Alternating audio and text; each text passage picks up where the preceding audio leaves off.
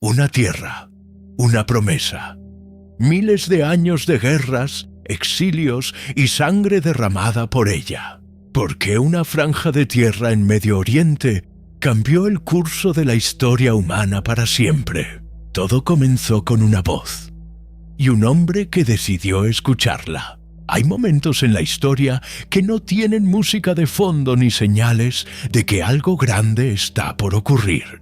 Un hombre mayor, sin hijos, viviendo en una ciudad próspera al sur de Mesopotamia. Nada en esa escena sugería que lo que estaba a punto de suceder reorientaría el destino de millones de personas durante miles de años. Su nombre era Abram, y Dios le habló. Ur de los Caldeos no era un lugar pequeño ni atrasado. Era una de las ciudades más avanzadas de su tiempo, con templos imponentes, comercio activo y una vida organizada. Abram tenía raíces ahí. Tenía parientes, historia y tierra bajo sus pies. Tenía, en el lenguaje de cualquier época, algo que perder. En Génesis 12:1, la orden llegó directa. Vete de tu tierra, de tu parentela y de la casa de tu padre, a la tierra que te mostraré, sin mapa, sin nombre de destino, sin plazo de llegada. Lo que llama la atención no es solo la magnitud del pedido, sino la forma en que fue hecho. Dios no explicó el porqué, no mostró imágenes del lugar, no dio garantías escritas de que el viaje sería seguro. Solo prometió que lo mostraría, como si la ruta y el destino fueran parte del mismo acto de confianza. Abram tenía 75 años cuando salió.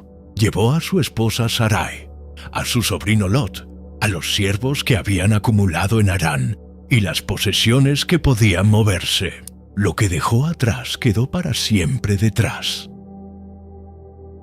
Cruzaron hacia Canaán, una región que en ese entonces ya tenía habitantes, ciudades y una historia propia.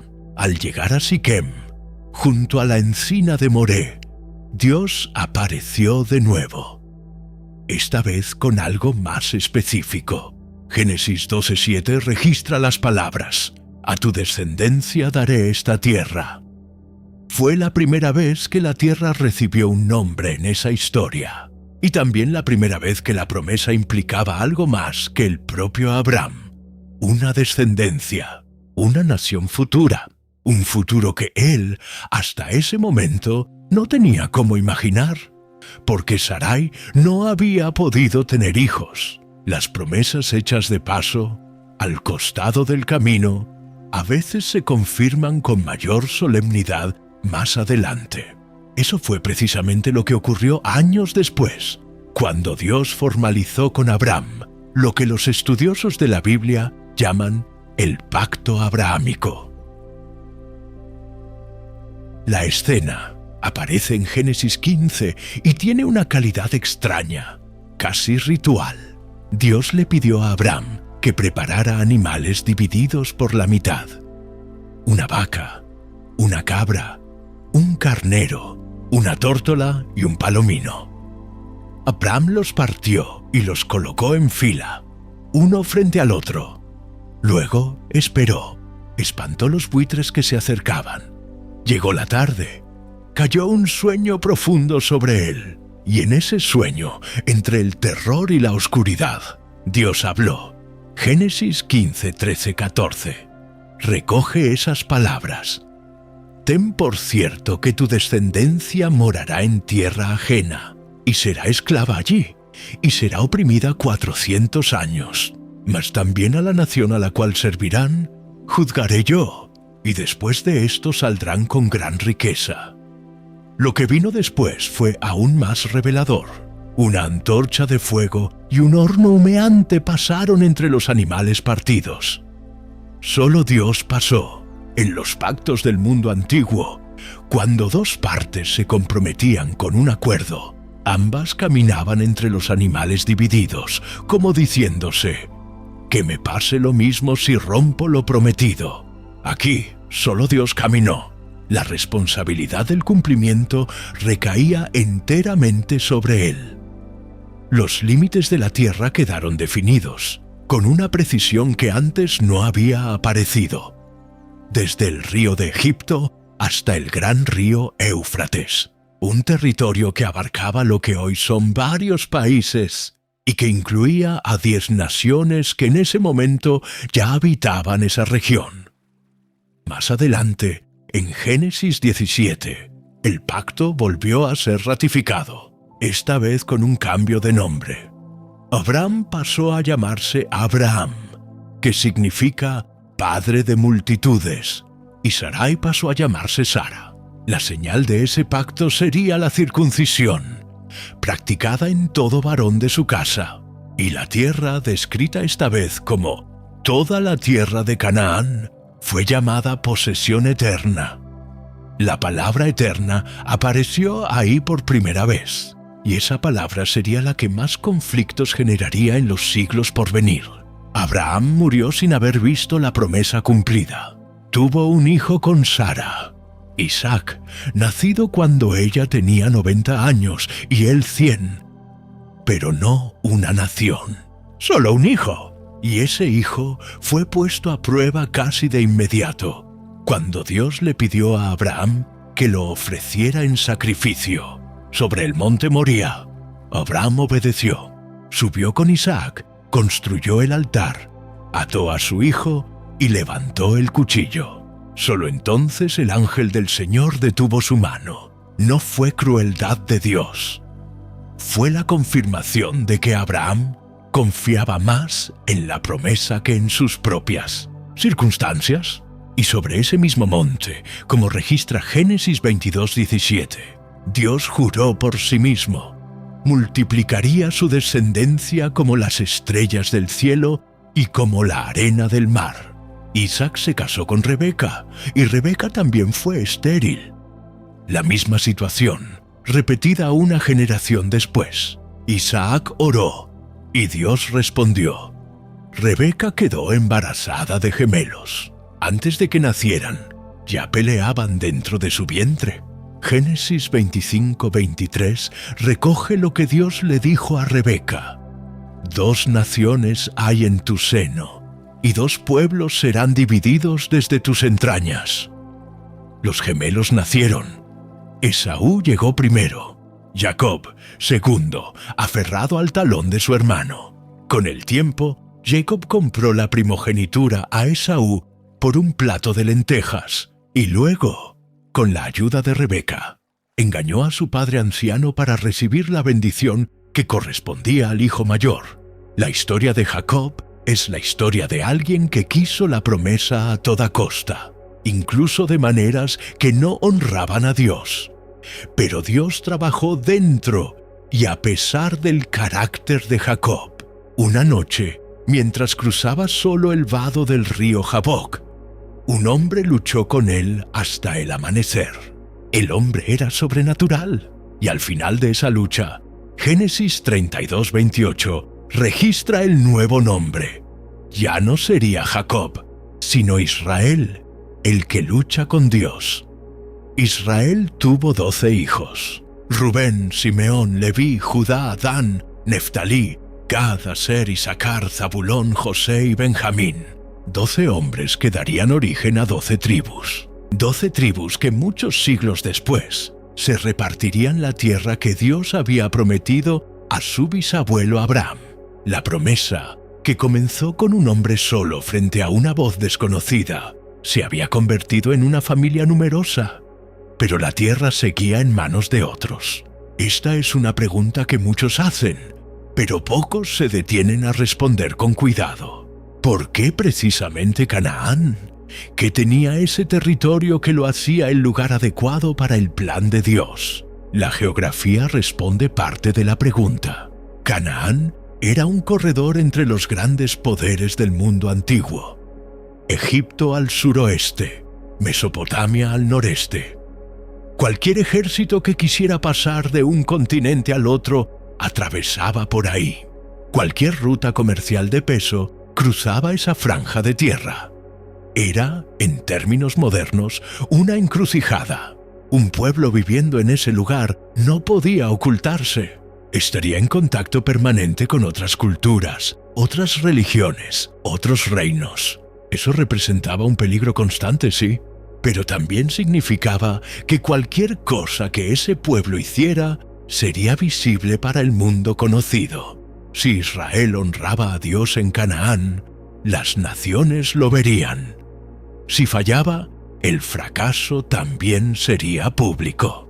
La tierra era en cierto sentido un escenario, no para la gloria de Israel, sino para la gloria del Dios de Israel. Había otro elemento. Canaán era habitada por pueblos que habían llegado a niveles extremos de degradación moral y religiosa. Las prácticas cananeas incluían prostitución ritual en los templos y sacrificios de niños. Génesis 15:16 ya lo anticipaba cuando Dios le dijo a Abraham que la iniquidad de los amorreos aún no había llegado a su límite, como si el juicio estuviera esperando el momento preciso. La conquista futura no sería una invasión arbitraria, sería el juicio tardío sobre una civilización que había cruzado líneas que no deberían cruzarse. Y en ese cruce de caminos entre naciones, Dios colocaría a su pueblo, no para que vivieran escondidos, sino para que fueran testigos, para que las naciones que pasaban por ese corredor vieran cómo vivía un pueblo que servía al Dios vivo, y preguntaran, y oyeran. La promesa nunca fue solo sobre tierra. Desde el principio, Génesis 12:3 ya lo dejaba claro. Serán benditas en ti todas las familias de la tierra. El territorio era el medio. La bendición era el fin. Y ese fin era más grande que cualquier frontera que pudiera dibujarse en un mapa. Lo que vendría después, el Egipto, el desierto, las guerras, los reyes, las traiciones y los exilios, todo tiene raíz aquí, en este primer momento. Un hombre que salió de Ur sin saber a dónde iba, obedeciendo a una voz que prometió lo que parecía imposible. La promesa fue hecha. Lo que faltaba era que el mundo aprendiera que Dios siempre cumple lo que promete. De los 12 hijos de Israel, José era el preferido. Su padre le había dado una túnica de colores. Ese detalle pequeño que en las familias suele convertirse en una herida enorme. Los hermanos lo veían y sentían lo que sienten todos los que creen que otro recibe lo que les corresponde a ellos. Lo odiaban y cuando tuvieron la oportunidad, actuaron. Génesis 37:28 describe el momento sin rodeos. Unos mercaderes madianitas pasaron por ahí, y los hermanos vendieron a José por 20 piezas de plata. Luego tomaron su túnica, la mojaron en sangre de cabrito y se la llevaron a su padre. Israel reconoció la ropa de su hijo y concluyó lo que sus hijos querían que concluyera. Una bestia lo había devorado. José llegó a Egipto como mercancía. Fue vendido a Potifar, oficial del faraón. Trabajó con integridad. Fue ascendido, fue acusado falsamente por la esposa de Potifar y terminó en la cárcel. Dentro de la cárcel interpretó sueños. Fue olvidado por quien prometió recordarlo y siguió esperando. 2 años más. Entonces el faraón tuvo un sueño que nadie supo interpretar. 7 vacas gordas devoradas por 7 vacas flacas. 7 espigas llenas destruidas por 7 espigas secas. El copero, que había estado con José en la cárcel, recordó de repente al hebreo que sabía interpretar sueños. José fue sacado de la prisión. Se presentó ante el faraón y explicó lo que ningún sabio de Egipto había podido descifrar. 7 años de abundancia seguidos de 7 años de hambre. Génesis 41, 39, 40 recoge la respuesta del faraón. Pues que Dios te ha hecho saber todo esto. No hay entendido ni sabio como tú. Tú estarás sobre mi casa, y por tu palabra se gobernará todo mi pueblo. De esclavo a segundo hombre del reino, más poderoso de su tiempo. En un día, cuando llegó el hambre, llegó también a Canaán, y los hermanos de José, los mismos que lo habían vendido, bajaron a Egipto a buscar comida. Lo que siguió fue un reencuentro que José manejó con una paciencia que pocas personas habrían tenido. Los probó, los confrontó y finalmente, cuando ya no pudo contenerse, se rebeló ante ellos llorando. Génesis 45, 7, 8 es uno de los versículos más sorprendentes de todo el Antiguo Testamento. José les dijo a sus hermanos: Dios me envió delante de vosotros para preservaros posteridad sobre la tierra y para daros vida por medio de gran liberación. Así pues, no me enviasteis vosotros acá, sino Dios. No los culpó. Los vio como instrumentos de un plan más grande que cualquiera de ellos había imaginado. Y así, Israel y todos sus hijos bajaron a Egipto. 70 personas en total. El faraón les dio la tierra de Gosén, la mejor región para el ganado. Vivieron ahí, crecieron ahí, y en ese lugar que nunca fue el suyo, comenzó la cuenta regresiva de 400 años. Éxodo 1:8 marca el giro con una frase corta: se levantó sobre Egipto un nuevo rey que no conocía a José. Con esa frase, todo cambió. El favor que José había ganado no era heredable. Un nuevo gobierno miraba a esa comunidad de hebreos que había crecido de manera notable y veía no una historia de gratitud, sino una amenaza demográfica. Los pusieron a trabajar, primero con capataces, luego con barro y ladrillos, luego con las peores condiciones que una sociedad puede imponer sobre personas que no tienen poder para defenderse. Y cuando ni el trabajo forzado logró reducir su número, el faraón tomó una decisión que cruza una línea que difícilmente puede cruzarse. Ordenó que todo hijo varón nacido de los hebreos fuera arrojado al río Nilo. Durante esos años, la Biblia no registra ningún mensaje de Dios a su pueblo. Ninguna visión, ningún ángel, ninguna instrucción. Solo el trabajo, el barro, la muerte de los niños y el tiempo pasando. Pero Éxodo 2:23-25 tiene algo importante que decir sobre ese silencio aparente. Los hijos de Israel gemían a causa de la servidumbre y clamaron. Y subió a Dios el clamor de ellos con motivo de su servidumbre. Y oyó Dios el gemido de ellos, y se acordó Dios de su pacto con Abraham, Isaac y Jacob. Y miró Dios a los hijos de Israel, y los reconoció Dios. El silencio no era indiferencia, era acumulación. El clamor subía, el recuerdo del pacto estaba activo, y el momento en que Dios decidió actuar, lo haría de una forma que nadie olvidaría jamás. Nació en el peor momento posible. Su madre lo escondió 3 meses, y cuando ya no pudo seguir ocultándolo, hizo lo que solo puede hacer alguien que ha agotado todas las opciones. Construyó una pequeña canasta de juncos, la impermeabilizó con brea, acostó a su hijo adentro y la colocó entre los juncos del río Nilo. Lo soltó en el mismo río donde los niños hebreos debían morir.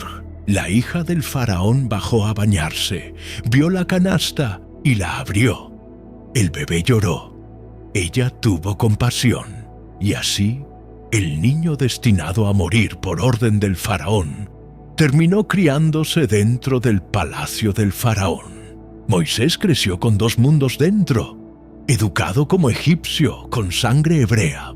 Un día vio a un egipcio golpeando a un hebreo, miró a los lados y lo mató. Al día siguiente descubrió que alguien lo había visto. Huyó, cruzó el desierto, llegó a Madián, se casó, tuvo hijos y se convirtió en pastor. 40 años después de haber salido de Egipto, era un hombre de 80 años cuidando ovejas en el desierto. Entonces vio una zarza que ardía sin consumirse. Éxodo 3:4-5 describe el momento en que se acercó. Dios lo llamó desde en medio de la zarza, le dijo que no se acercara y que se quitara las sandalias, porque el lugar donde estaba era tierra santa. Y luego, en los versículos siguientes, le reveló el plan: bajar a liberar a su pueblo de Egipto y llevarlo a una tierra buena y espaciosa. Y Moisés puso objeción tras objeción. ¿Quién soy yo para ir ante el faraón? ¿Qué les digo si me preguntan tu nombre? No me van a creer. No soy buen orador. Manda a otro. Cada excusa fue respondida con una promesa. El nombre de Dios fue revelado. Yo soy el que soy. Señales fueron dadas. La vara que se convirtió en serpiente. La mano que se volvió leprosa al meterla en el manto y quedó sana al sacarla. Y cuando Moisés insistió en que no era buen orador, Dios le dijo en Éxodo 4, 11, 12: ¿Quién dio la boca al hombre? ¿O quién hizo al mudo y al sordo, al que ve y al ciego? ¿No soy yo el Señor? Ahora pues, ve, y yo estaré con tu boca, y te enseñaré lo que hayas de hablar. No hubo más argumentos. Moisés regresó a Egipto. El faraón no era un hombre acostumbrado a recibir órdenes. Cuando Moisés llegó con el mensaje de Dios: «Deja ir a mi pueblo», la respuesta fue directamente la contraria. Más trabajo para los hebreos, sin reducir la cantidad de ladrillos exigida. La situación empeoró antes de mejorar. Entonces comenzaron las plagas. No fueron casualidades naturales presentadas de forma dramática. Fueron golpes directos a la teología egipcia, porque cada plaga atacaba algo que Egipto consideraba sagrado o divino. El Nilo convertido en sangre hirió al dios Hapi. Las ranas que cubrieron la tierra desafiaron a la diosa Heket, representada precisamente como rana. Las tinieblas que oscurecieron Egipto por 3 días desafiaron a Ra, el dios Sol, la deidad más importante del panteón egipcio. 10 plagas en total. Con cada una, el faraón prometía dejar ir al pueblo, y con cada alivio, endurecía su corazón y se retractaba. La 10ª fue diferente en tono y en peso. Éxodo 11, 4, 5 recoge el anuncio de Moisés. Así ha dicho el Señor: a la medianoche yo saldré por en medio de Egipto, y morirá todo primogénito en tierra de Egipto, desde el primogénito de Faraón, que se sienta en su trono, hasta el primogénito de la sierva que está tras el molino. Para los hebreos, la instrucción fue precisa: un cordero sin defecto, sacrificado al atardecer, su sangre untada en los postes y el dintel de la puerta. Esa noche, comer de pie, con el cayado en la mano, listos para salir, porque cuando el ángel de la muerte pasara, vería la sangre en las puertas y pasaría de largo. Esa noche se llama Pascua, Pesaj en hebreo, pasar de largo, pasar por encima, y es una de las celebraciones más antiguas que el mundo conoce, guardada por el pueblo judío hasta hoy. A medianoche, el clamor recorrió Egipto de un extremo al otro. No hubo casa donde no hubiera un muerto, y el faraón, que había resistido 9 plagas, se levantó en la noche y mandó llamar a Moisés y a Aarón. Las palabras que usó en Éxodo 12, 31-32 son las de alguien que ya no tiene nada más que ofrecer como resistencia. Salid de en medio de mi pueblo vosotros y los hijos de Israel, e id, servid al Señor, como habéis dicho. Salieron 600,000 hombres a pie, sin contar mujeres y niños, con sus rebaños, sus pertenencias y el oro y la plata que los egipcios les habían dado de buena gana solo para que se fueran rápido. Pero el faraón cambió de parecer una última vez. Mandó su ejército detrás de ellos. Los alcanzaron junto al mar, con el agua al frente y los carros de guerra atrás. Éxodo 14, 13, 14 recoge lo que Moisés le dijo al pueblo paralizado de miedo. No temáis, estad firmes y ved la salvación que el Señor hará hoy con vosotros, porque los egipcios que hoy habéis visto, nunca más para siempre los veréis. El Señor peleará por vosotros y vosotros estaréis tranquilos. El viento sopló toda la noche, las aguas se abrieron. Israel cruzó por tierra seca. El ejército egipcio entró detrás, y cuando el último hebreo pisó la otra orilla, las aguas volvieron. 400 años de espera terminaron en una noche. 3 días después de cruzar el mar, el pueblo ya se quejaba. El agua de Mara era amarga y no podía beberse. Dios le mostró a Moisés un árbol, lo arrojó al agua y el agua se volvió dulce. Siguieron caminando. 1 mes y medio después de salir de Egipto, el hambre apareció, y con el hambre, la nostalgia distorsionada que suele acompañarla. En Éxodo 16:3, el pueblo le dijo a Moisés y a Aarón: «Ojalá hubiéramos muerto por mano del Señor en la tierra de Egipto, cuando nos sentábamos a las ollas de carne, cuando comíamos pan hasta saciarnos». Recordaban la esclavitud como si hubiera sido un banquete. Dios respondió con maná. Todas las mañanas, una capa fina de algo parecido a la escarcha cubría el suelo alrededor del campamento. Sabía a hojuelas con miel. Cada familia recogía lo que necesitaba para el día, ni más ni menos. El que recogía mucho no tenía de sobra. El que recogía poco no tenía escasez. El 6º día recogían doble, porque el 7º, el sábado, no caía nada.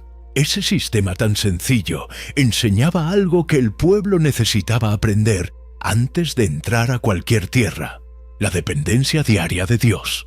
No acumular, no desconfiar, recibir lo de hoy y confiar en que mañana volvería a estar ahí.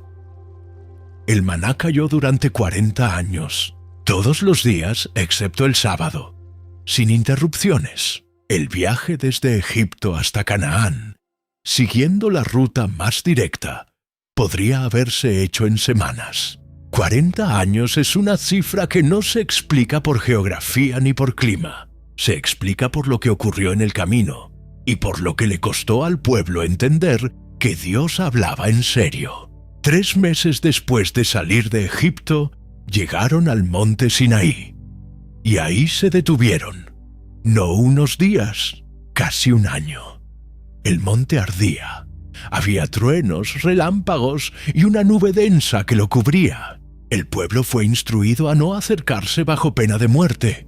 Solo Moisés subió, y en esa montaña Dios le entregó algo que Israel nunca había tenido: una ley, una forma de vivir, un código que cubría desde el culto hasta las relaciones entre vecinos, desde los sacrificios hasta el trato con los extranjeros. Los 10 mandamientos fueron el núcleo, registrados en Éxodo 20.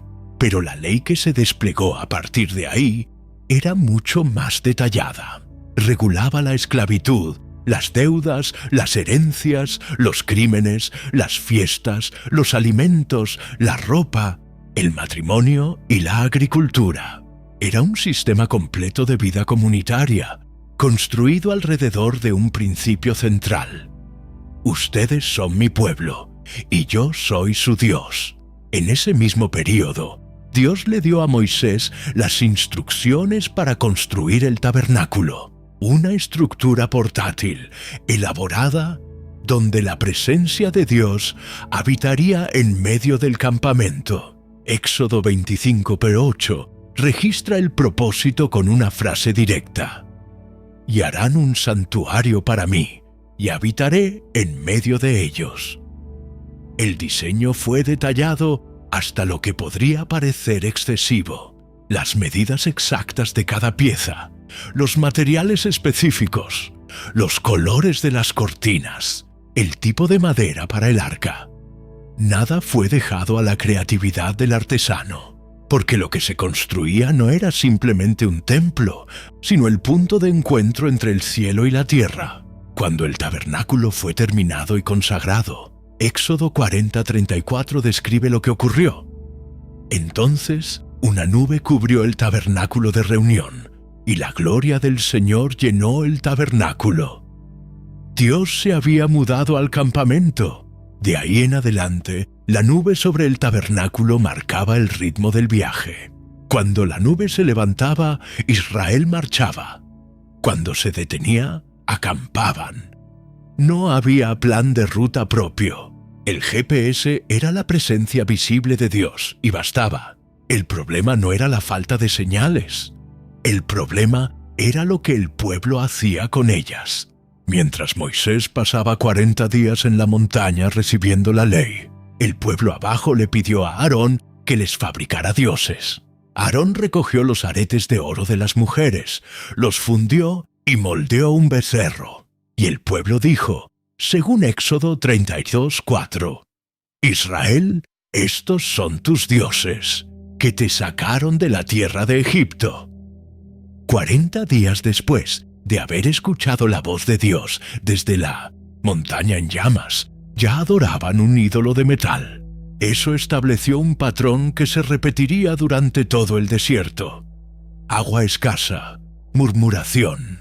Comida monótona, murmuración. Camino largo, murmuración. Cada vez que la situación se ponía difícil, la respuesta del pueblo era la misma. Esto no funciona. Moisés nos sacó para matarnos en el desierto.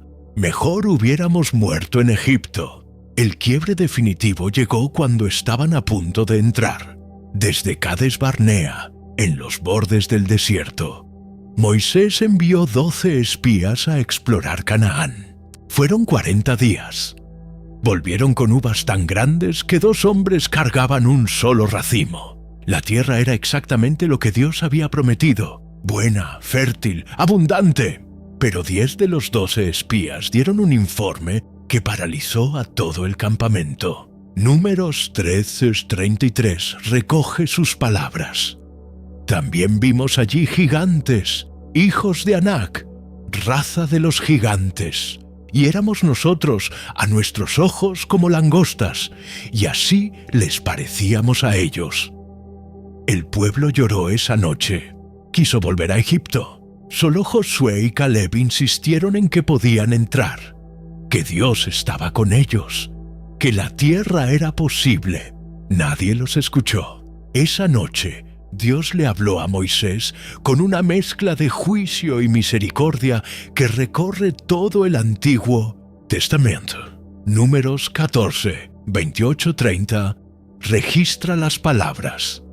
Diles, vivo yo, dice el Señor, que según habéis hablado a mis oídos, así haré yo con vosotros. En este desierto caerán vuestros cuerpos, todo el número de los que fueron contados de entre vosotros, de 20 años arriba, los cuales han murmurado contra mí.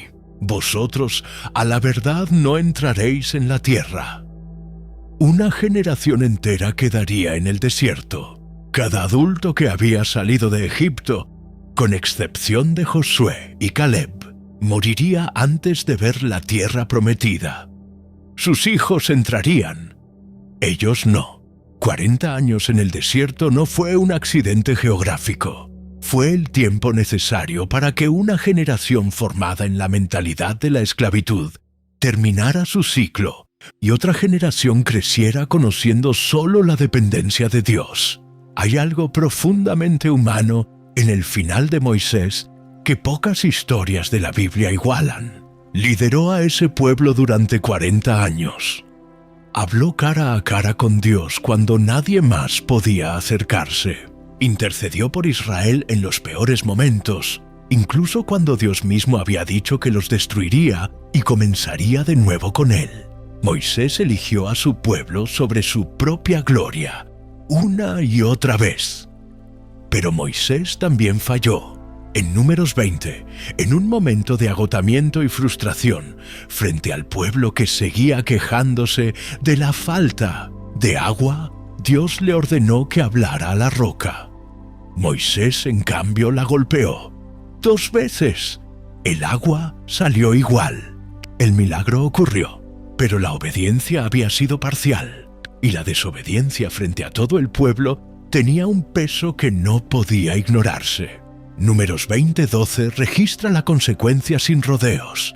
El Señor dijo a Moisés y a Aarón: «Por cuanto no creísteis en mí, para santificarme delante de los hijos de Israel, por tanto, no meteréis esta congregación en la tierra que les he dado». 40 años de fidelidad y una roca golpeada en lugar de hablada le cerró la puerta de la tierra prometida. Lo que sigue no tiene el tono de una condena, sino el de una despedida extraordinariamente silenciosa. Dios le dijo a Moisés que subiera al monte Nebo, al frente de Jericó, y desde ahí Dios mismo le mostró la tierra que Israel pronto pisaría: el Negev, Judá, el Mediterráneo, el Jordán, las palmeras de Jericó, toda la extensión de lo que había sido prometido a Abraham, a Isaac y a Jacob. Deuteronomio 34:4 recoge las palabras que Dios le dijo en ese momento: «Esta es la tierra de la cual juré a Abraham, a Isaac y a Jacob, diciendo: a tu descendencia la daré. Te he permitido verla con tus ojos, mas no pasarás allá». Moisés murió en el monte Nebo. Tenía 120 años. Deuteronomio 34:7 dice que su vista no se había debilitado ni había perdido sus fuerzas. No murió enfermo, no murió cansado. Murió en el límite exacto que Dios había establecido. Y nadie sabe dónde está su tumba. No fue un descuido del narrador. Fue una decisión. Un pueblo que había fabricado un becerro de oro 40 días después de escuchar la voz de Dios era perfectamente capaz de convertir la tumba de Moisés en un lugar de adoración. Dios no dejó que eso ocurriera. Josué tomó el mando. La generación del desierto había quedado atrás. Una generación nueva, nacida en el camino, estaba a orillas del Jordán, mirando hacia el otro lado. La tierra prometida estaba ahí. Solo faltaba cruzar. Josué no llegó al liderazgo de improviso. Había sido el asistente de Moisés durante décadas, uno de los 2 espías que 40 años atrás había insistido en que la tierra era posible cuando los otros 10 sembraron el miedo. Conocía la obediencia desde adentro, no como concepto, sino como práctica acumulada. Aún así, Dios sabía que tomar el lugar de Moisés pesaba. Por eso Josué 1:7 le habló con una instrucción que no deja espacio para la inseguridad. Solamente esfuérzate y sé muy valiente, para cuidar de hacer conforme a toda la ley que mi siervo Moisés te mandó. No te apartes de ella ni a diestra ni a siniestra, para que seas prosperado en todas las cosas que emprendas. La misma frase, esfuérzate y sé valiente, aparece 3 veces en el primer capítulo, no porque Josué fuera cobarde, sino porque lo que enfrentaba era genuinamente grande. Canaán no era tierra deshabitada. Eran ciudades amuralladas, pueblos organizados, guerreros con experiencia. Y a Israel le esperaban no una negociación, sino una guerra. Antes de cruzar el Jordán, Josué envió 2 espías a Jericó. Entraron a la ciudad. Llegaron a la casa de una mujer llamada Rahab, que vivía en el muro de la ciudad. Rahab los escondió cuando los soldados los buscaban y les explicó por qué. Josué 2:11 recoge sus palabras. Porque el Señor vuestro Dios es Dios arriba en los cielos y abajo en la Huinche, tierra. Una mujer cananea, viviendo en el lugar que Israel iba a destruir, había llegado a una conclusión que muchos dentro del propio Israel tardaron toda su vida en aceptar. A cambio de proteger a los espías, Rahab pidió que su familia fuera salvada cuando llegara el ataque.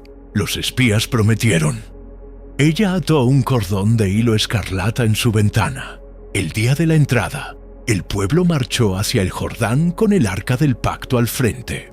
Josué 3:16 describe lo que ocurrió cuando los pies de los sacerdotes tocaron el agua.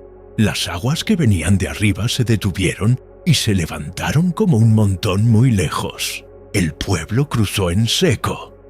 Una generación atrás, sus padres habían cruzado el Mar Rojo de la misma manera.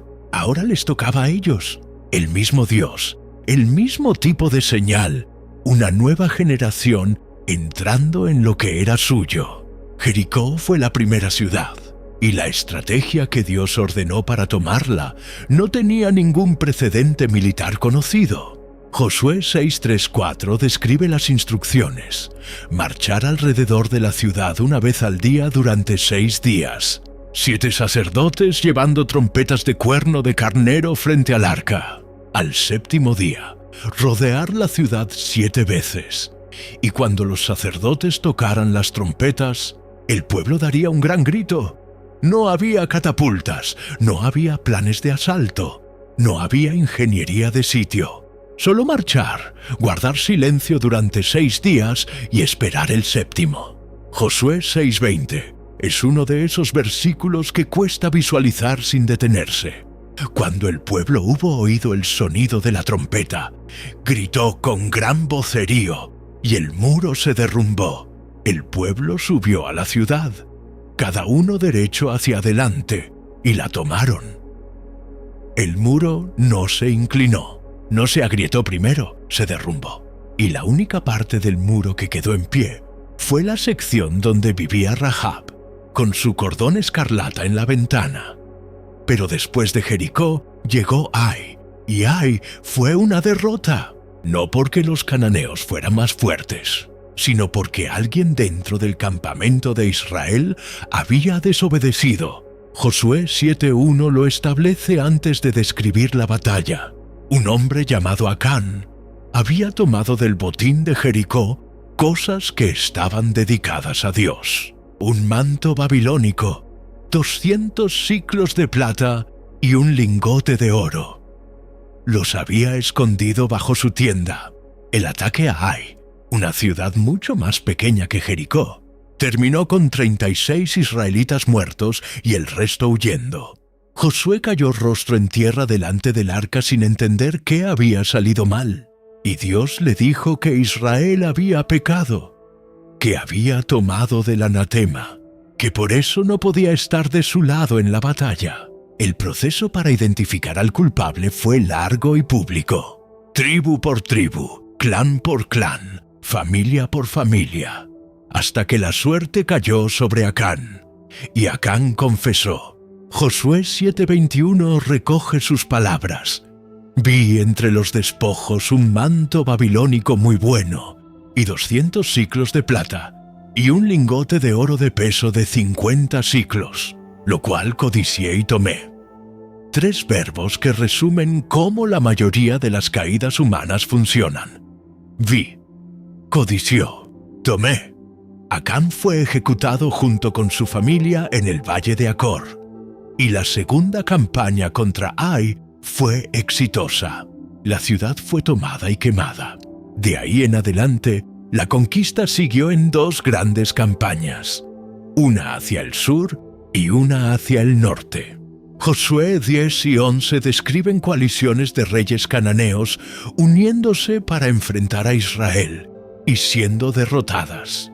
En la batalla contra la coalición del sur, Josué 10, 12, 13 registra uno de los episodios más extraordinarios de todo el libro. Josué le pidió al Señor que el sol se detuviera sobre Gabaón y la luna sobre el valle de Ajalón. Y el sol se detuvo y la luna se paró, hasta que Israel se vengó de sus enemigos. 31 reyes derrotados en total. Eso registra Josué 12 al final de la campaña. Esta es probablemente la pregunta más incómoda de todo el libro de Josué, y merece una respuesta honesta en lugar de una respuesta apresurada. La orden de destruir a los pueblos de Canaán no apareció sin contexto. Génesis 15:16 ya lo había anticipado siglos antes, cuando Dios le dijo a Abraham que su descendencia volvería en la 4ª generación, porque la iniquidad de los amorreos todavía no había llegado a su colmo. Dios había esperado, había dado tiempo. El juicio sobre Canaán no fue impulsivo. Las prácticas religiosas cananeas incluían prostitución sagrada en los templos como acto de culto, sacrificios de niños recién nacidos en honor a Moloch y rituales que la Biblia describe con una consistencia que no parece exageración literaria, sino registro histórico. La arqueología ha confirmado algunos de estos elementos. Hornos donde se han encontrado restos de niños, altares de culto con evidencia de prácticas que difícilmente pueden describirse de forma neutral. Deuteronomio 20:18 explica el razonamiento desde la perspectiva de la protección del propio Israel. La razón de la destrucción era que no enseñaran a Israel a hacer según todas sus abominaciones que ellos hacen para sus dioses, y que así no pecaran contra el Señor su Dios. No era destrucción por superioridad racial, era un juicio con siglos de historia detrás, ejecutado a través de Israel como instrumento, y la advertencia implícita era severa. Si Israel hacía lo mismo que los cananeos, le esperaba el mismo destino. La tierra no le pertenecía a nadie de manera incondicional. La tierra era del Señor, y los pueblos vivían en ella bajo una responsabilidad moral. Lo que hace que esta respuesta no sea completamente cómoda es que tampoco agota todas las preguntas. Hay tensiones reales en estos textos que los lectores honestos reconocen. Pero lo que sí queda claro es que Dios no actuó sin aviso, no actuó sin tiempo y no actuó sin razón, y que dentro de esa orden de destrucción, una mujer llamada Rahab y toda su familia fueron preservadas por haber reconocido quién era Dios y haber actuado en consecuencia. El juicio nunca fue tan absoluto como para no dejar espacio a quien quisiera salir de él. El libro de Josué termina con una distribución de territorios entre las tribus. Cada una recibió su herencia. La tierra había sido conquistada, al menos en términos de campaña militar general. Pero Josué 13:1 abre con una frase que el lector no espera después de tanta victoria. Siendo Josué ya viejo, entrado en años, el Señor le dijo: Tú eres ya viejo, de edad avanzada, y queda aún mucha tierra por poseer. Mucha tierra, después de 31 reyes derrotados y años de campaña. Lo que siguió fue un proceso de instalación en el que cada tribu debía completar la conquista de su propio territorio. Y ahí fue donde el proyecto comenzó a deteriorarse. Jueces 1 es un catálogo doloroso de territorios que no fueron tomados. Manasés no pudo expulsar a los habitantes de varias ciudades. Efraín tampoco. Zabulón, Aser, Neftalí. Cada tribu con su lista de cananeos que siguieron viviendo entre ellos. Jueces 1:28 describe lo que se convirtió en la política predominante. Cuando Israel se hizo más fuerte, hizo tributarios a los cananeos, pero no los echó. Era más conveniente cobrarles impuestos que pelear para desplazarlos. Era más fácil convivir que terminar lo que había sido ordenado. El costo de esa decisión no tardó en aparecer. Jueces 2:3 registra la advertencia que Dios envió por medio de su ángel. Pero yo también digo, no los echaré de delante de vosotros, sino que serán como espinas en vuestros costados, y sus dioses os serán tropezadero. Espinas en los costados. La imagen es exacta, no una herida mortal de golpe, sino una irritación permanente, constante, que con el tiempo infecta. Y exactamente eso fue lo que ocurrió. Los dioses cananeos no desaparecieron con las ciudades que los albergaban. Siguieron ahí, mezclados en la cultura de los pueblos que no fueron expulsados. Y generación tras generación, Israel los fue adoptando, primero como curiosidad, luego como costumbre, finalmente como devoción. La conquista había sido real. Las victorias habían sido extraordinarias, pero la obediencia a medias produjo resultados a medias, y en la historia de Israel, como en la mayoría de las historias humanas, los problemas que no se resuelven del todo no desaparecen, solo esperan. Jueces 2, 11, 12 describe el patrón con una claridad que duele. Después los hijos de Israel hicieron lo malo ante los ojos del Señor y sirvieron a los Baales, abandonaron al Señor, el Dios de sus padres, que los había sacado de la tierra de Egipto, y se fueron tras otros dioses, los dioses de los pueblos que estaban en sus alrededores.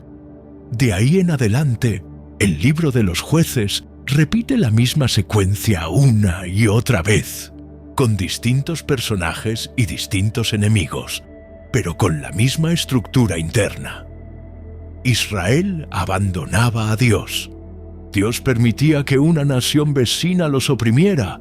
Israel clamaba desde la opresión. Dios levantaba a alguien para liberarlos. Ese alguien los libraba.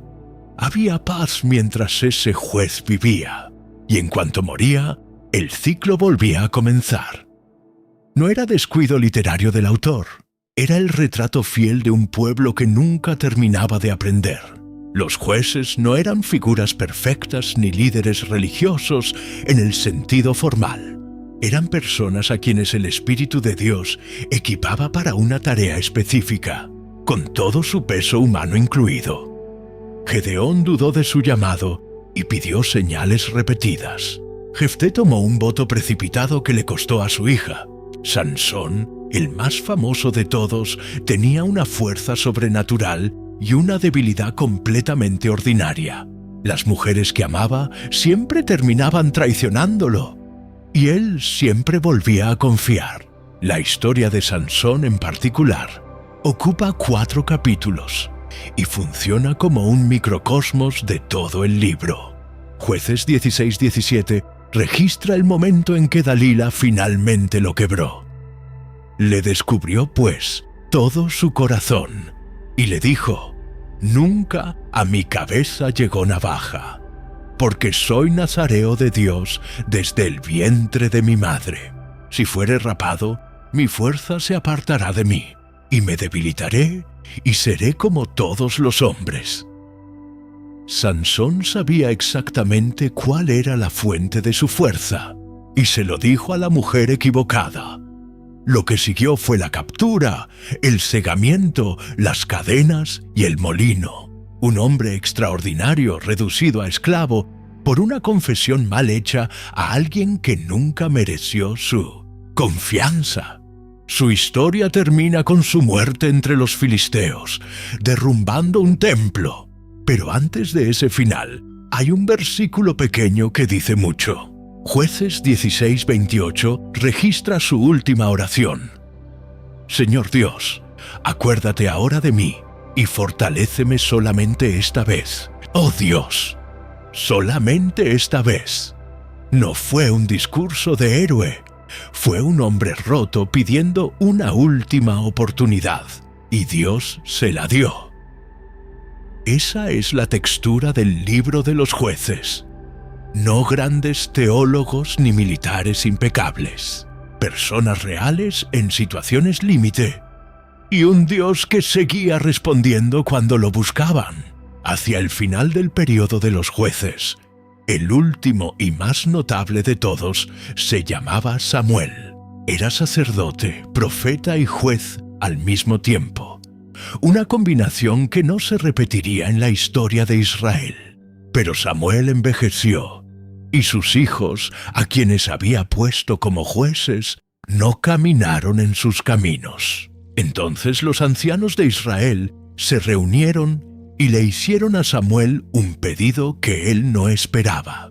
Primero Samuel 8:5 lo recoge así: He aquí que tú has envejecido, y tus hijos no andan en tus caminos. Por tanto, constitúyenos ahora un rey que nos juzgue, como tienen todas las naciones. Como todas las naciones. Esa frase era el problema. Israel no estaba llamado a ser como todas las naciones. Estaba llamado a ser diferente, a tener a Dios como rey en un sentido que ningún otro pueblo tenía. Pedir un rey humano no era simplemente un ajuste de gobierno. Era un rechazo del modelo original. Samuel lo tomó como un insulto personal, pero Dios le aclaró algo que cambia la perspectiva de todo lo que sigue. Primero Samuel 8:7 registra las palabras: Dijo el Señor a Samuel: Oye la voz del pueblo en todo lo que te digan, porque no te han desechado a ti, sino a mí me han desechado, para que no reine sobre ellos. Dios le concedió al pueblo lo que pedía, pero primero, a través de Samuel, les explicó con precisión qué implicaba tener un rey. Tomaría a sus hijos para la guerra, tomaría a sus hijas para perfumeras y cocineras, tomaría sus campos y sus viñas y sus olivares, tomaría la 10ª parte de sus cosechas y de sus rebaños, y cuando llegara ese día y clamaran por la carga que el rey les habría impuesto, primero Samuel 8:18 adelantaba la respuesta: Y clamaréis aquel día a causa de vuestro rey que os habréis elegido, mas el Señor no os responderá en aquel día. El pueblo escuchó todo eso y respondió que igual quería un rey. Así que Dios le dio uno. Saúl era exactamente lo que el ojo humano busca en un líder. Primero Samuel 9:2 lo describe sin rodeos. No había entre los hijos de Israel otro más hermoso que él. De los hombros arriba sobrepasaba a cualquiera del pueblo. Alto, apuesto, de buena familia, la apariencia perfecta de rey. Pero Saúl tenía una fisura interna que el tiempo fue ensanchando. Era obediente cuando la obediencia no le costaba nada e improvisaba cuando le costaba. En 2 ocasiones decisivas desobedeció instrucciones directas de Dios, racionalizando cada vez que sus razones eran suficientemente buenas. Primero Samuel 15:22 recoge la respuesta de Samuel después de la segunda desobediencia, con una frase que quedó como resumen de toda una teología: Se complace el Señor tanto en los holocaustos y víctimas, como en que se obedezca a la voz del Señor. Ciertamente el obedecer es mejor que los sacrificios. El reino le fue quitado a Saúl mientras todavía reinaba, y Dios envió a Samuel a ungir al siguiente rey en la casa de un hombre llamado Isaí, en Belén. Samuel llegó esperando ungir al hijo mayor, que era imponente. Pero primero Samuel 16:7 interrumpe el proceso con una corrección directa. El Señor dijo a Samuel: No mires a su parecer, ni a lo grande de su estatura, porque yo lo desecho. Porque el Señor no mira lo que mira el hombre, pues el hombre mira lo que está delante de sus ojos, pero el Señor mira el corazón. El elegido era el menor, el que estaba en el campo cuidando ovejas, y ni siquiera había sido llamado a la reunión. David es probablemente el personaje más complejo del Antiguo Testamento. Guerrero, poeta, músico, estratega y pecador, de una magnitud que resulta difícil de conciliar con el título de varón conforme al corazón de Dios. Cometió adulterio con Betsabé y luego orquestó la muerte de su esposo para cubrir el embarazo. Segundo Samuel 12 registra la confrontación del profeta Natán, que llegó con una parábola sobre un hombre rico que robó la única oveja de un hombre pobre. David se indignó con la historia antes de entender que era sobre él. Segundo Samuel 12:7 recoge el momento. Entonces dijo Natán a David: Tú eres aquel hombre. David no buscó excusas. No culpó al poder ni a las circunstancias. Segundo Samuel 12:13 es sencillo. Y David dijo a Natán: pequé contra el Señor. Esa respuesta no borró las consecuencias, que fueron severas y duraderas, pero sí reveló la diferencia entre David y Saúl. Cuando David era confrontado, se quebraba. Saúl, en cambio, siempre encontraba una justificación. El reino de David fue consolidado como ninguno antes. Jerusalén se convirtió en la capital. El arca del pacto llegó a la ciudad entre danzas y música, y Dios le prometió a David en 2 Samuel 7:16 algo que resonaría durante siglos: y será afirmada tu casa y tu reino para siempre delante de tu rostro, y tu trono será estable eternamente. Salomón, hijo de David, heredó ese trono y lo llevó a su punto más alto. Al inicio de su reinado, Dios le preguntó qué quería que le diera. Salomón no pidió riqueza ni victoria sobre sus enemigos. Primero Reyes 3:9 registra su pedido. Da pues a tu siervo corazón entendido para juzgar a tu pueblo y para discernir entre lo bueno y lo malo. Dios le dio sabiduría como ningún hombre había tenido antes, y además le dio lo que no había pedido: riqueza y gloria que superaron a todos los reyes de su tiempo. Salomón construyó el templo que David había soñado, una estructura de una belleza que los textos describen con detalle interminable. Cedros del Líbano, oro en las paredes, querubines de madera de olivo cubiertos de oro con alas que se tocaban en el centro del lugar santísimo. Primero Reyes 8, 10, 11 describe la dedicación. La nube llenó la casa del Señor de tal manera que los sacerdotes no podían estar de pie para ministrar. La misma presencia que había llenado el tabernáculo en el desierto, ahora llenaba un edificio de piedra en Jerusalén. Pero Salomón también tuvo su fisura: 700 esposas y 300 concubinas, muchas de ellas extranjeras, y con ellas llegaron sus dioses. Primero Reyes 11:4 lo describe sin suavizarlo. Y cuando Salomón era ya viejo, sus mujeres inclinaron su corazón tras dioses ajenos. El hombre más sabio del mundo terminó adorando ídolos en la vejez, y eso tuvo consecuencias que su sabiduría, tarde, no pudo evitar. Salomón murió y su hijo Roboam lo sucedió. Los líderes del pueblo fueron a hablarle y le pidieron que aligerara las cargas que su padre había impuesto. Roboam pidió 3 días para consultarlo. Los ancianos que habían servido a Salomón le aconsejaron que escuchara al pueblo. Los jóvenes con los que Roboam había crecido le aconsejaron lo contrario: que respondiera con autoridad y aumentara la exigencia.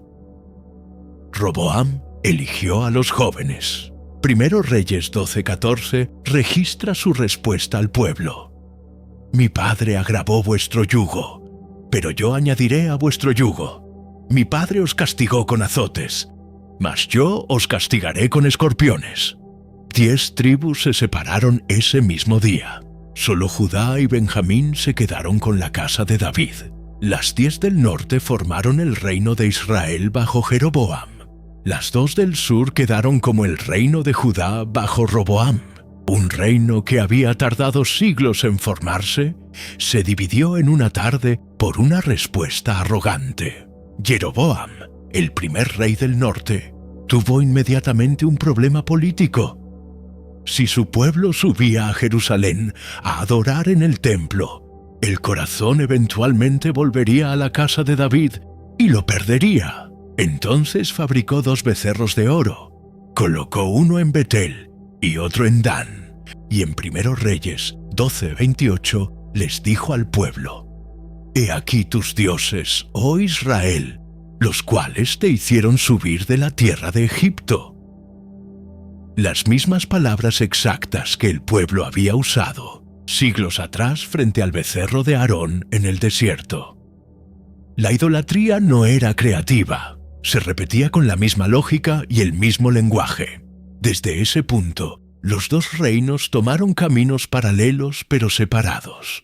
El reino del norte, Israel, tuvo 19 reyes a lo largo de su historia. Ninguno de ellos recibió en los textos bíblicos una evaluación positiva. Todos hicieron lo malo ante los ojos del Señor. Algunos peor que otros, pero ninguno bien. El reino del sur, Judá, tuvo también sus reyes malos, pero intercalados con algunos que buscaron a Dios con seriedad.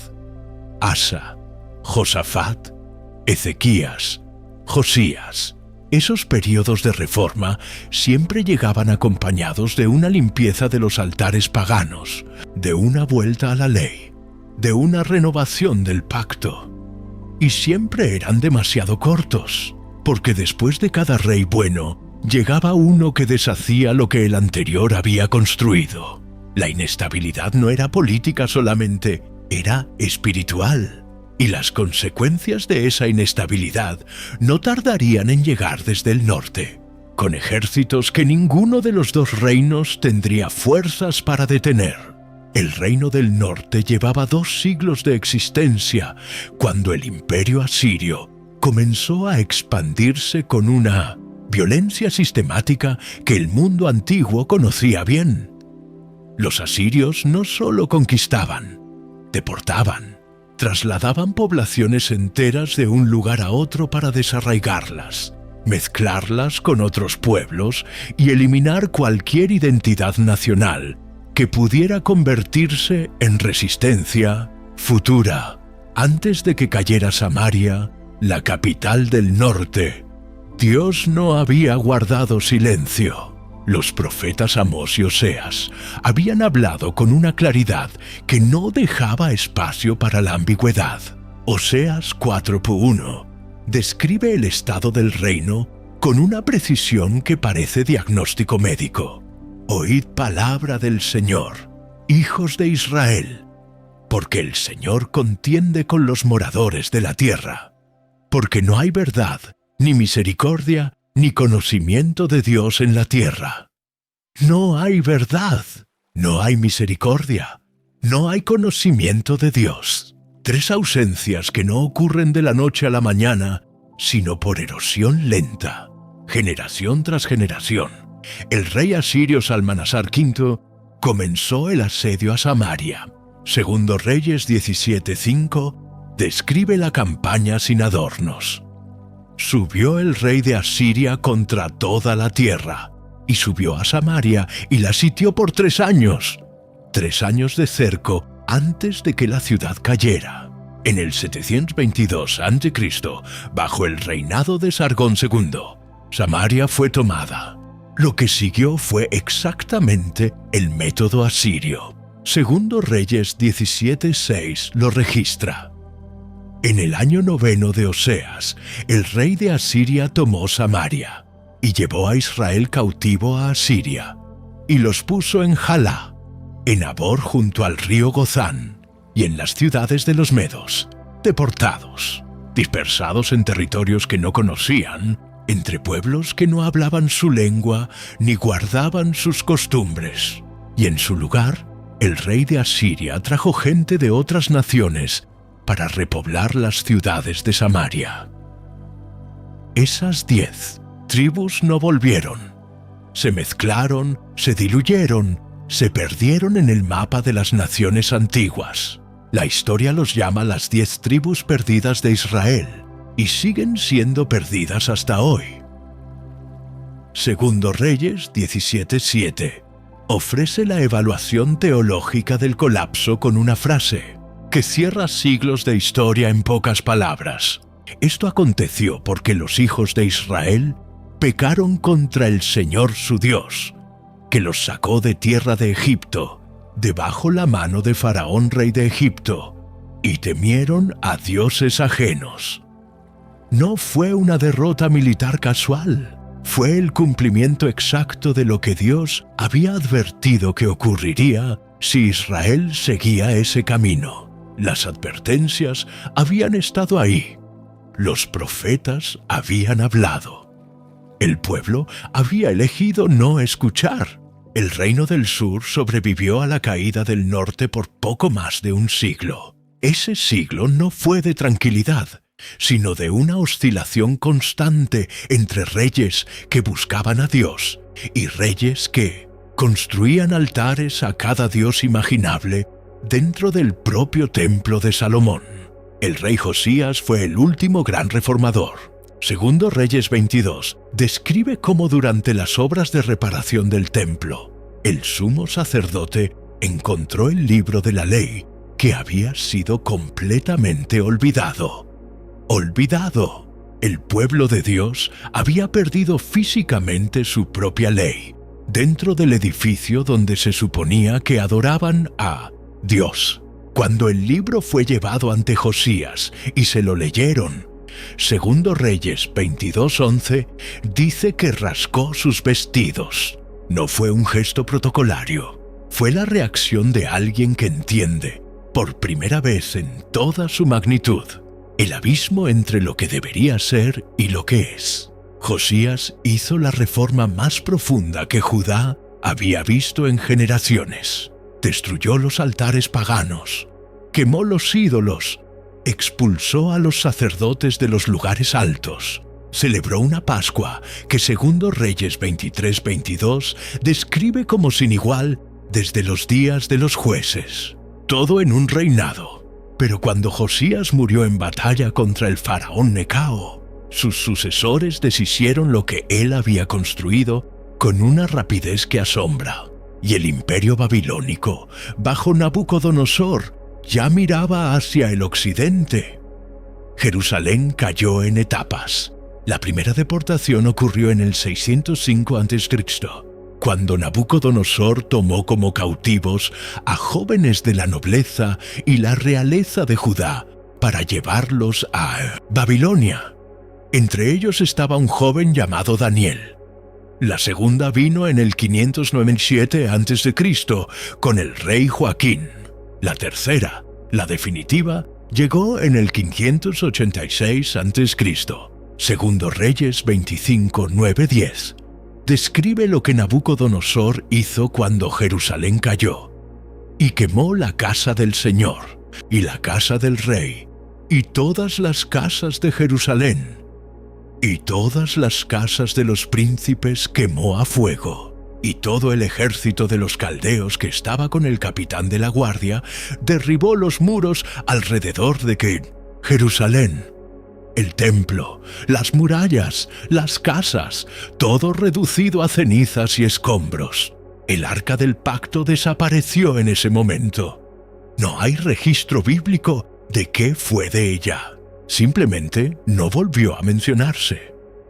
El pueblo que quedó en pie fue llevado a Babilonia. Los más pobres, los que no tenían valor estratégico para el imperio, se quedaron entre las ruinas. Todos los demás, artesanos, sacerdotes, guerreros, nobles, familias enteras, marcharon hacia una tierra que nunca habían imaginado habitar. El libro de Lamentaciones es el llanto de alguien que vio eso de cerca. Lamentaciones 1.1 abre con una imagen que no necesita explicación. ¿Cómo ha quedado sola la ciudad populosa?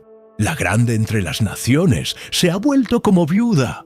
La señora de provincias ha sido hecha tributaria. Sola, como viuda, tributaria. 3 palabras que describen lo que queda cuando una ciudad pierde todo lo que la definía. Y sin embargo, incluso en ese libro escrito desde el dolor más crudo, Lamentaciones 3.22-23, contiene uno de los versículos más citados de toda la Biblia. Por la misericordia del Señor no hemos sido consumidos, porque nunca decayeron sus misericordias. Nuevas son cada mañana. Grande es tu fidelidad. Escrito entre ruinas. Esa es la condición en que fue escrito. Babilonia no duró para siempre. Ningún imperio dura para siempre. En el 539 a.C., el rey persa Ciro el Grande tomó Babilonia sin mayor resistencia, y al año siguiente hizo algo que nadie esperaba de un conquistador. Emitió un decreto permitiendo que los pueblos deportados volvieran a sus tierras y reconstruyeran sus templos. Esdras 1, 2, 3 registra las palabras del decreto. Así ha dicho Ciro, rey de Persia: el Señor, el Dios de los cielos, me ha dado todos los reinos de la tierra, y Él me ha mandado que le edifique casa en Jerusalén, que está en Judá.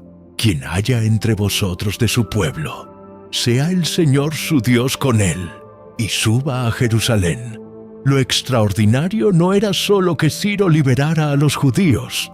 Lo extraordinario era que el profeta Isaías había mencionado a Ciro por nombre casi 200 años antes de Mintus que naciera. Isaías 44:28 registra las palabras que dice de Ciro: es mi pastor y cumplirá todo lo que yo quiero. Un rey pagano nombrado por un profeta judío 2 siglos antes de subir al trono. Esa es la clase de detalle que el libro de Isaías planta sin hacer demasiado aspaviento, pero que resuena con una fuerza considerable cuando se entiende lo que implica. Los judíos volvieron, pero el regreso no fue la celebración que podría imaginarse. Esdras 3 describe la reconstrucción del altar y los cimientos del nuevo templo, y hay un momento en ese capítulo que dice más sobre la experiencia del regreso que cualquier descripción directa podría decir. Esdras 3:12-13 registra que cuando los cimientos fueron puestos, los sacerdotes jóvenes y los levitas gritaban de alegría, pero los ancianos que habían visto el primer templo lloraban a gran voz, y el pueblo no podía distinguir el llanto de los gritos de alegría, porque el sonido llegaba de lejos mezclado. Alegría y lamento al mismo tiempo. Los que no habían visto el primer templo celebraban el comienzo. Los que lo recordaban lloraban porque lo que se reconstruía no podía compararse con lo que había sido. El regreso a la tierra prometida, después de 70 años de exilio, no fue el cumplimiento final de la promesa. Fue una restauración parcial, frágil, bajo la sombra de un imperio extranjero. Judá nunca volvió a ser un reino independiente. Quedó primero bajo Persia, luego bajo los griegos de Alejandro Magno, luego bajo los seleucidas, luego bajo los romanos.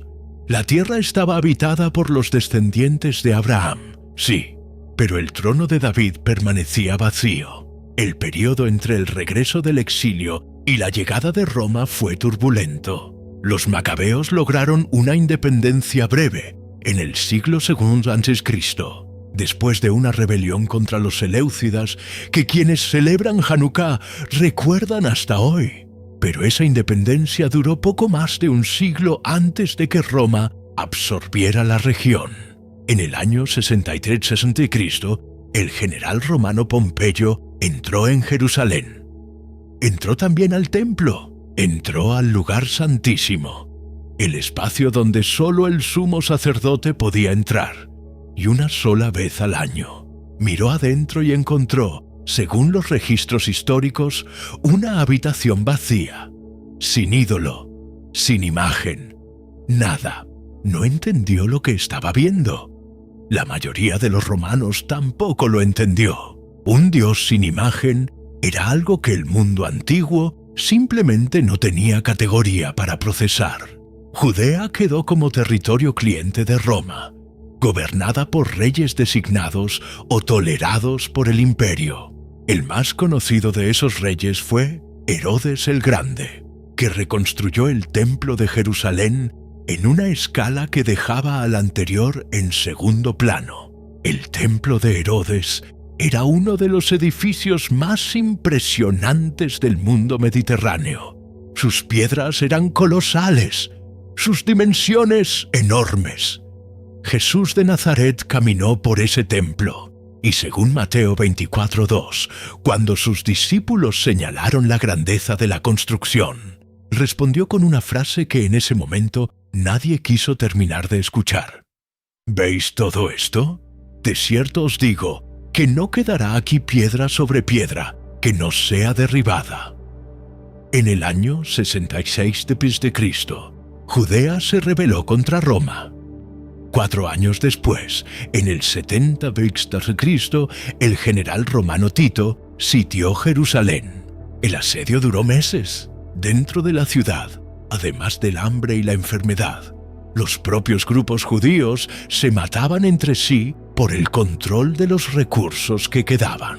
El historiador judío Josefo, que estuvo presente durante esos eventos, describe lo que ocurrió cuando las legiones romanas finalmente entraron. El templo ardió. Josefo registra que Tito no quería que se quemara, pero el fuego se propagó antes de que pudiera controlarse. Las piedras, calentadas por las llamas y por el oro derretido que corría entre ellas, comenzaron a caer unas sobre otras. La profecía se cumplió con una precisión que resultaba difícil de ignorar. Tito regresó a Roma con los tesoros del templo: la menorá de oro de 7 brazos, las trompetas de plata, la mesa del pan de la proposición. El arco de Tito en Roma los muestra grabados en relieve, transportados en procesión triunfal. Ese arco sigue en pie hoy, a pocos metros del Coliseo. 600.000 muertos según Josefo, aunque las cifras antiguas suelen ser imprecisas. Casi 1 millón de personas tomadas cautivas. Jerusalén destruida. El templo en ruinas. En el año 135 d.C., después de una segunda rebelión liderada por Bar Kokhba, el emperador Adriano tomó la decisión de borrar incluso el nombre. Renombró la provincia como Siria Palestina, derivado de los filisteos, los enemigos históricos de Israel. Renombró a Jerusalén como Aelia Capitolina y construyó un templo a Júpiter donde había estado el templo judío. El pueblo que había comenzado con un hombre saliendo de Ur sin saber a dónde iba, quedó disperso por el mundo, sin tierra, sin templo, sin rey. Y sin embargo, esa dispersión tampoco fue el final de la historia, porque la promesa que Dios le hizo a Abraham no era solo sobre tierra, era sobre todas las familias de la tierra siendo bendecidas a través de su descendencia. Y en el periodo entre el regreso del exilio y la destrucción romana, había nacido en Belén, de la tribu de Judá, de la línea de David, alguien cuyo nombre y cuya historia terminaron llegando a exactamente eso: a todas las familias de la tierra. La tierra prometida tuvo tantos conflictos porque era el escenario de algo más grande que ella misma. Cada guerra, cada exilio, cada reconstrucción y cada caída formaban parte de una narrativa que ninguno de sus protagonistas veía completa desde adentro. Así suelen funcionar las historias que importan de verdad. Si llegaste hasta aquí, es porque este tipo de historia te importa. Y hay mucho más por explorar. Suscríbete al canal para no perderte los próximos videos, porque seguimos recorriendo las páginas más fascinantes de la Biblia, con la misma profundidad y el mismo cuidado que pusimos en este. Y si este video te aportó algo, compártelo con alguien que también lo necesite ver. A veces la mejor forma de honrar una buena historia es asegurarse de que más personas la conozcan. Nos vemos en el próximo video.